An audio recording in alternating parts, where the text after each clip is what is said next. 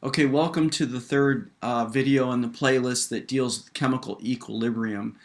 What I want to do in this video is practice writing some equilibrium expressions and also include what you do to an equilibrium expression when we either reverse a reaction or multiply a balanced equation by a new coefficient. And so let's go ahead and get started. So in the top left part of my screen, I've got what actually is the Haber process, the reaction of nitrogen and hydrogen to produce ammonia. We're going to assume that we're at a fixed temperature because equilibrium constants are dependent on temperature. So we're just going to assume for this video that all the reactions that I deal with here are going to be at some fixed temperature, whatever that might be. So let's go ahead and start.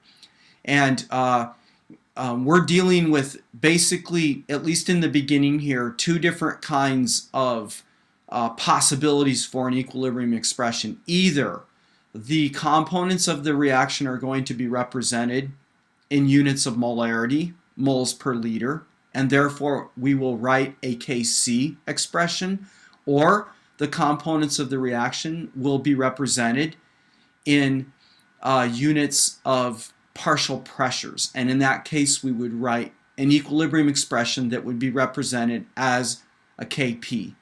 So with that in mind, we'll start out practicing by writing both. So we're going to write the Kc for this expression first. And remember that the equilibrium expression is always going to be a ratio of products divided by reactants. So in this case, we're going to have the concentration of NH3. It will be raised to the second power. The choice of the exponent is based on the coefficient in the balanced chemical equation. And equilibrium expressions are based on what we call the law of mass action. For the nitrogen, it will be concentration of N2, and it's raised to the first power. And then the hydrogen, concentration hydrogen raised to the third power. Now, for the Kp, each of the components would be represented by their partial pressures. So it would be partial pressure NH3 raised to the second power over partial pressure N2 times partial pressure H2, where the partial pressure of the H2 is raised to the third power. Okay, now let's look at another example, and on this one we're going to add something that we need to learn. So in this case we're going to have two BRNOs, okay, reacting to form two NOs plus Br2. Now, the Kc for this reaction, again, products divided by reactants, each component raised to its respective exponent based on the coefficient in the reaction. So in this case, for the Kc, it would be concentration NO raised to the second power times concentration of Br2 raised to the first power divided by concentration BrNO raised to the second power. All right, now my Kp will be partial pressure of the NO gas raised to the second power times partial pressure of the Br2 raised to the first power divided by partial pressure of the BrNO raised to the second power. Okay, now the learning part. Let's say we reverse this equation. So I'm going to rewrite it. We have Br2 plus 2 NOs going to the 2Br NOs. Now, let's write the Kc for this. The Kc now is going to be concentration Br NO raised to the second power over concentration Br2 times the concentration of NO, quantity squared. Now, I want to draw the viewer's attention to these two expressions. And you can see when you compare the bottom expression to the top expression that the only difference is that we took the reciprocal or the inverse of the top expression. So, for the reverse reaction, the new Kc is 1 over the old Kc. All right, so we can write it this way. Kc new equals 1 over Kc old. So if we had a number here, like let's say my Kc was equal to 5, then Kc new is equal to 1 over 5. All right, now let's look at another example.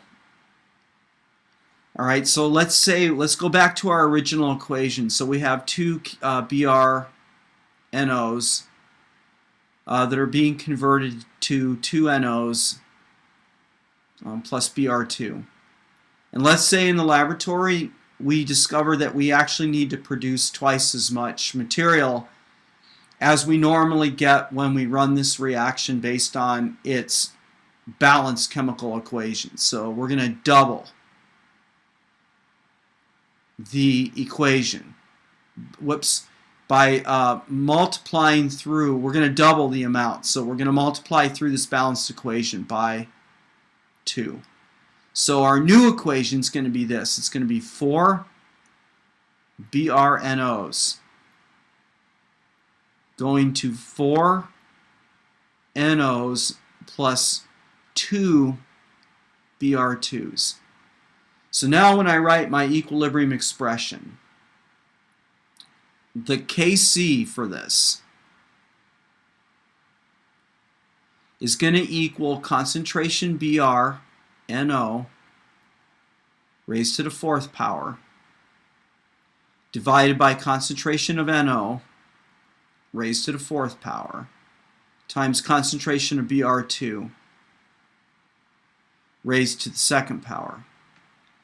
Now, I'm going to simplify this algebraically.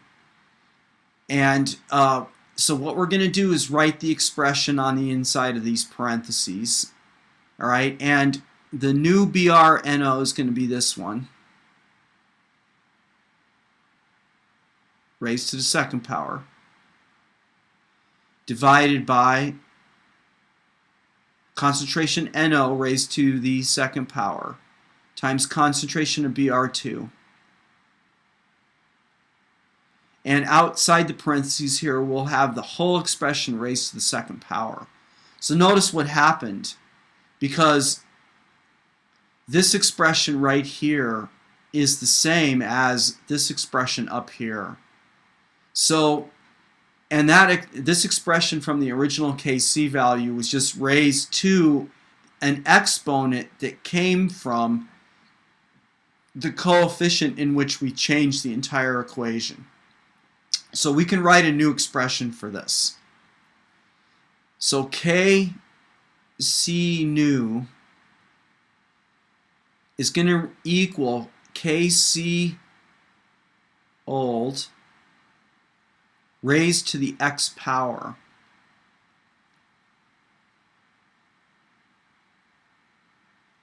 where x is equal to the coefficient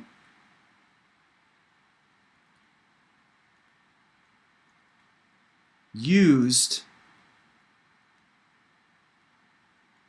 to multiply, I'm going to abbreviate this, to multiply the balanced equation.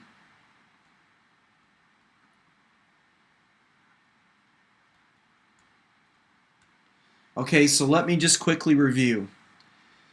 When we write an equilibrium expression for a balanced chemical equation, the expression will always equal the concentration of the products divided by the concentration of the reactants. Each respective concentration or partial pressure is raised to an exponent that reflects the coefficient from the balanced equation. We call this the law of mass action. When we know an equilibrium expression for a balanced equation, we can find the equilibrium constant for the reverse reaction by simply taking 1 over the original Kc or Kp value. When we know the equilibrium expression for a balanced chemical equation, and we modify that equation by multiplying through using a coefficient, we can find the new equilibrium constant by simply raising the old equilibrium constant to an exponent which represents the coefficient that we used to multiply through the balanced equation. And with that, I'm going to go ahead and close this video.